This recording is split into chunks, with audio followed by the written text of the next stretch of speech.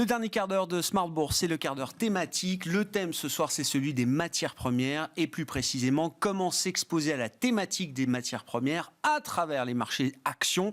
C'est une stratégie qui est déployée depuis quelques mois par la société de gestion AlphaJet Fair Investors qui célèbre en ce début d'année 2023 ses 2 ans d'existence, comme nous le rappelions avec Sébastien Lagarde, directeur général d'AlphaJet Fair Investors, qui était avec nous hier en plateau. C'est ça, c'est ça. On a eu nos agréments en 2021. On a lancé nos premiers produits en 2021. Et donc là, les 2 ans, quasiment 3 d'existence.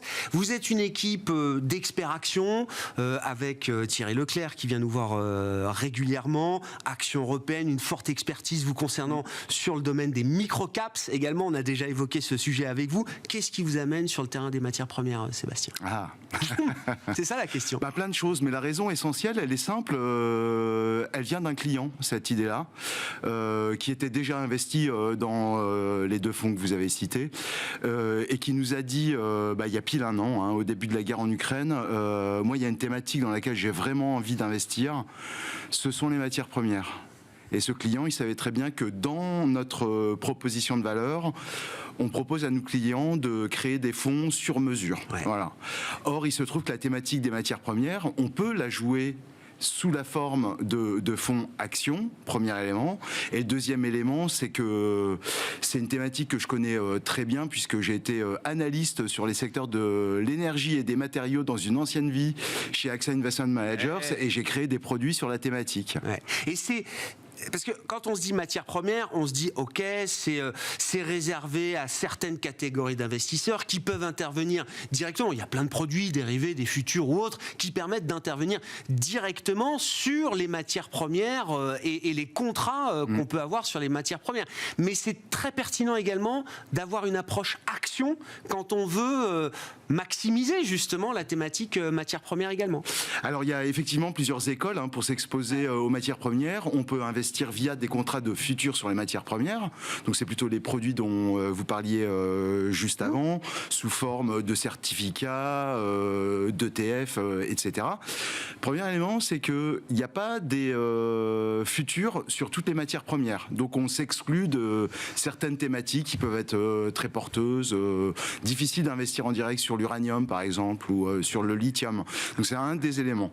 Le deuxième élément, on l'a dit, quand on utilise ces produits-là, on n'achète pas la matière première elle-même. Ça, c'est un sujet qu'il faut évacuer tout de suite. Investir dans les matières premières, à part les métaux précieux qu'on peut encore stocker. Oui, on ne stocke pas des barils dans sa cuisine. Voilà. Quoi. On ne met pas dans sa cave des produits périssables ou compliqués à stocker. Donc, hormis les lingots d'or, on va dire, très difficile de s'exposer directement aux matières premières. Si on va sur les futurs, on n'achète pas la matière première elle-même. Donc, on achète un produit qui vous expose, mais pas au même tarif, au même prix que les prix que regarde le grand public, qu'on appelle les prix spot, donc le prix du baril à la pompe, celui dont on nous parle, le WTI, le Brent, etc.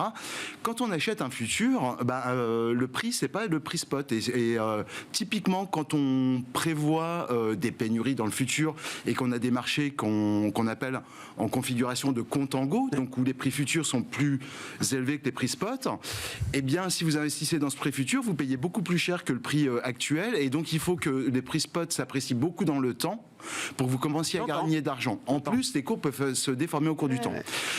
Voilà. Dernier élément, c'est que ces produits-là et les prix spot comme les prix de futur sont extrêmement volatiles. Je redonne juste un exemple. Le prix du baril qui a longtemps évolué après la crise de 2008 aux alentours, on va dire, de 60-70 $, qui s'est effondré avec un phénomène inédit qu'on n'avait jamais vu, avec un prix négatif au début de la pandémie de Covid en 2020. Les producteurs payaient les consommateurs 20 à 30 $ le baril pour qu'ils évacuent la production dont ils ne savaient plus quoi faire. Guerre en Ukraine, le prix du baril qui est passé à 120, il redescend à 70 aujourd'hui. Bref, c'est extrêmement volatile. Ouais. À côté de ça, vous avez une autre façon donc d'investir sur les matières premières. Ce sont les sociétés cotées qui sont impliquées dans toute la chaîne de production des matières premières. Pas que les producteurs eux-mêmes, pas que les Total, etc. Trop simple. On parle toujours de la ruée vers l'or et de ceux qui sont enrichis à l'époque, les fabricants ou les vendeurs de pelles et de pioches. Donc typiquement, être investi sur l'énergie, à certains moments, c'est plus intéressant de le jouer via des sociétés parapétrolières, à certains moments directement par les producteurs.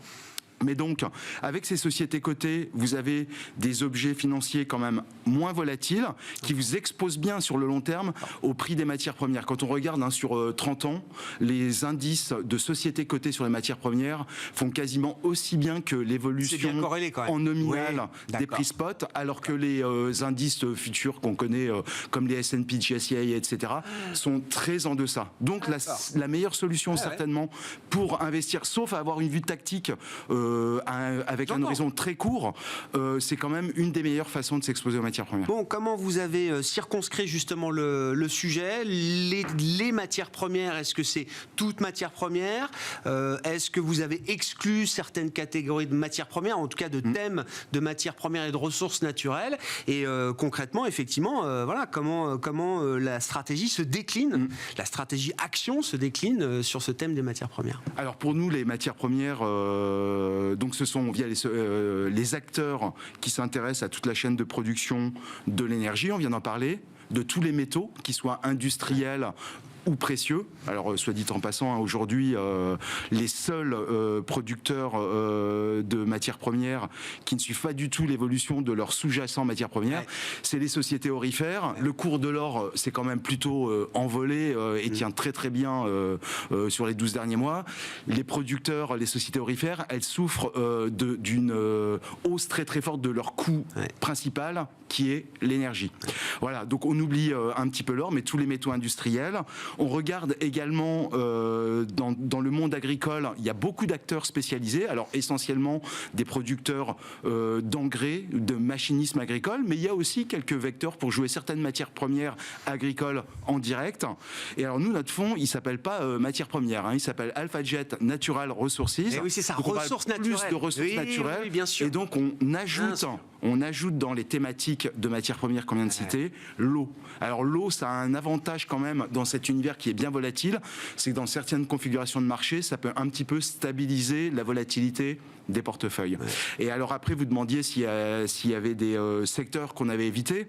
Donc nous, on essaye de s'exposer à toutes les matières premières. Après, quand on a lancé le fonds, on s'est quand même posé de grosses questions. On a fait à la demande d'un client, mais c'est une thématique qu'on prenait comme porteuse quand même pour les années à venir pour plein de raisons. La démographie, l'électrification du parc automobile qui va faire consommer autant de métaux industriels que ce qu'on a consommé depuis la révolution industrielle dans les 30 prochaines années. Donc il y a beaucoup d'éléments pour investir sur les matières premières, mais c'est pas politiquement correct, on va dire aujourd'hui, c'est pas dans l'air du temps, dans toutes les problématiques ESG, etc. Donc on s'est posé beaucoup de questions.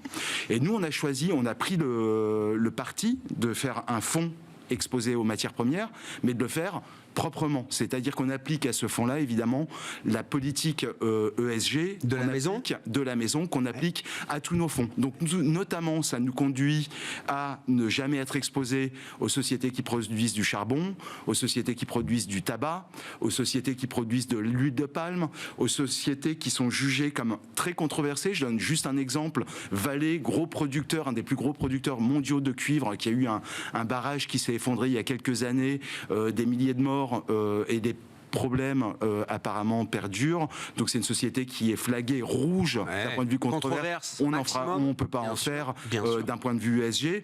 Et puis des sociétés qui sont référencées comme nuisant à la biodiversité. La perception va évoluer sur cette question de l'ESG, mais forcément, vous avez ce client qui est venu vous chercher, vous assumez le fait que, alors il y a la ligne de conduite ESG maison de la maison AlphaJet Fair Investor, mais vous assumez parfaitement que ce fonds, il doit être article 6. Il n'a pas vocation à être article 9, évidemment, ni même article 8. Bah évidemment, ça serait une escroquerie intellectuelle. Oui, mais ce que je veux dire, c'est que il y a quand même l'idée d'un signal faible qu'il y a quelque chose qui est en train d'évoluer. Il y a eu beaucoup de commentaires faits sur cette réglementation SFDR, etc. Mais on comprend bien aujourd'hui que le mass market, c'est tout le monde est article 8 et que ça n'a plus aucun sens.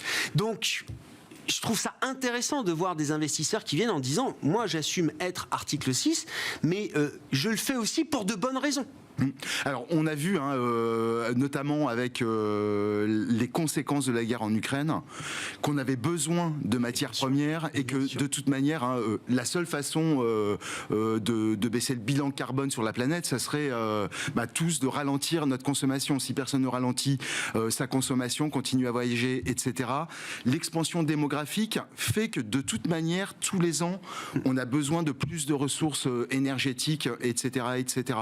On l'a vu également avec un gros revirement de beaucoup de pays par rapport au nucléaire, donc qui avaient abandonné le nucléaire et puis qui se rendent compte aujourd'hui que c'est peut-être la meilleure façon quand même de produire de l'énergie sans ou de la ressource énergétique sans émettre de CO2, etc., etc.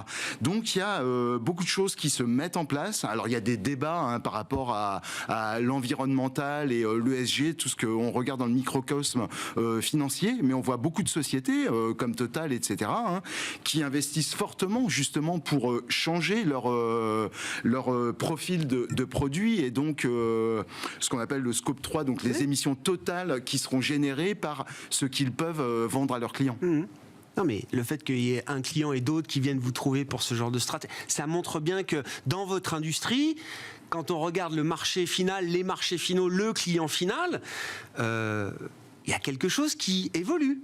Il y a quelque chose. Alors, il ne faut pas oublier que c'est quand même une partie qui a toujours existé dans la cote. C'est toujours entre 5 et 10% des grandes places mondiales.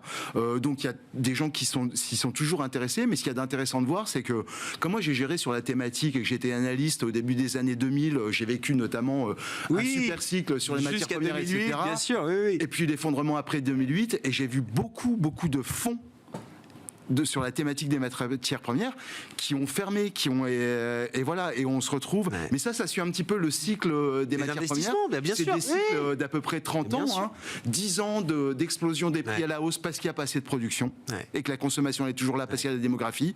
Et puis après, des prix qui s'érodent parce que tous les investissements en général commencent à payer en termes de production au bout de 10 ans. Et donc il y a de la production qui arrive, les prix s'érodent pendant 15, 20 ans, et puis on arrive de nouveau à un moment où ça coince.